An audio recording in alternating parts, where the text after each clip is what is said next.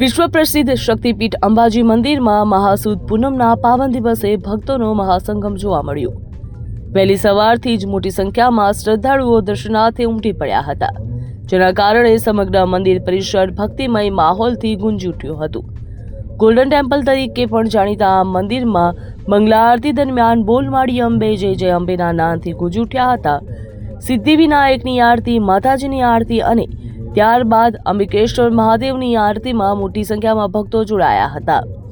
કરોડો લોકોની આસ્થાનું એવા આ શક્તિપીઠમાં દૂર દૂરથી આવેલા ભક્તોએ જગદંબાના દર્શનનો લાભ લીધો હતો, જ્યાં પૂનમ નિમિત્તે મંદિરને રંગબેરંગી ફૂલો અને લાઇટોથી આકર્ષિત રીતે શણગારવામાં આવ્યું હતું, જેના કારણે વાતાવરણ વધુ ભક્તિમય બન્યું હતું।